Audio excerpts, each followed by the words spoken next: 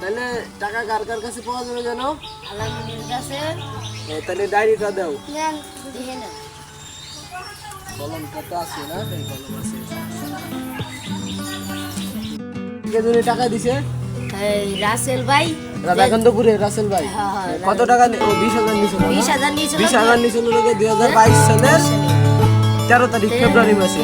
আর আজকে জমা দিছে 40,000 টাকা জমা দিছি। 40,000 ব্যাংকে দিয়ে আইছো তো? ব্যাংকে দিয়ে আইছি, হ্যাঁ। আচ্ছা ঠিক আছে, তাহলে আজকের তারিখ লিখে দে। আজকের লোকের তারিখ লিখে 15 তারিখ 15 2025 3 মাস। হ্যাঁ লিখছি। আর আজকে ওহো আলামিন টাকা নিছিল না? হ্যাঁ হ্যাঁ, আলামিনের তো আজকে দেওয়ার কথা। 50,000 নিছিল। 50,000 নিছিল 2021 সালে, 25 সাল চলে, তাহলে ওর হয়েছে লোকে 1.5 লক্ষ টাকা। তার মানে আজকে 15 তারিখ, আজকে ওর টাকা দেওয়ার কথা ছিল। চলো যাবো ওইখানে, ঠিক আছে?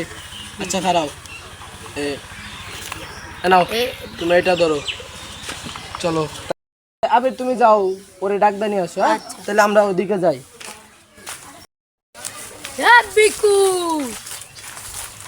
উস্তাদ একটা কামে পাঠাইছে। আমি সেই ধারালো করাত যাকে ধরি তাকে করে দি বরবাদ। কোন কাম চলো। উস্তাদের কাছে গিয়ে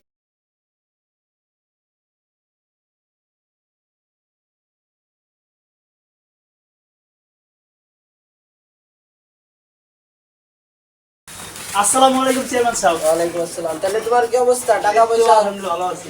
তো তুমি টাকা দিবা কবে? কি খবর চেয়ারম্যান সাহেব? এই গড়টা উঠাতে যায় কিস্তি মিস্তি নিয়ে দিনাই করে রয়েছি। আপনি আমার 1 মাস টাইম দেন, আমি আপনার এই 50,000 টাকা সুদ সহ আপনার টাকা দিয়ে দেবো। দয়া করে আমার 1 মাস সময় দেন।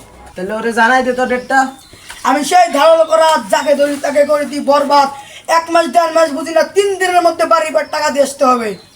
আমার 1 মাস সময় দেন চেয়ারম্যান 1 সাহেব। মাস টাইম দেওয়া যাবে না, ও 3 দিন বলছে। 3 দিন এর ভিতর পারলে বলো, নাইলে তোমার এই বাড়ির দলিল আমার বাড়ি দিয়ে আসবা, ঠিক আছে? এই বাড়ি তোমার থাকতে দেবো না, আমি বাড়ি নিয়ে যাবো।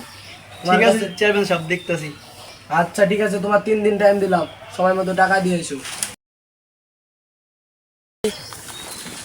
তাহলে আজকে তো সবাই 2জন টাকা দিছে না? ওই টাকাগুলো তো ব্যাংকে দিয়ে আইছো, তাহলে আর কারোর কাছে তো খালি ওই দিলে হয়ে যায়, ঠিক আছে? আর যারা আছে তাকে দেও, তো দেরি আছে। লোকের ডেট হইলে জানাবেন, আরো 3 দিন পরে এসে টাকাটা নিয়ে দেবো। টাকা দিয়ে দেবো।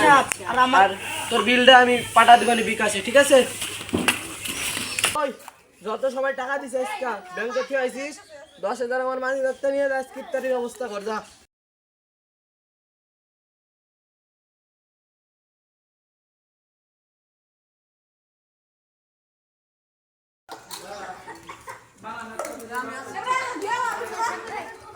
আসসালামু আলাইকুম ভাই। সুৎখোরের বাল ইফতারি দিতে আবার বাপ তো কি করছে? বর্তমানে এটা আমাদের সমাজের অবস্থা, সুদখোরদের ভাব বেশি, ঠিক আছে? তাই সুদখোর করে বলি সাবধান।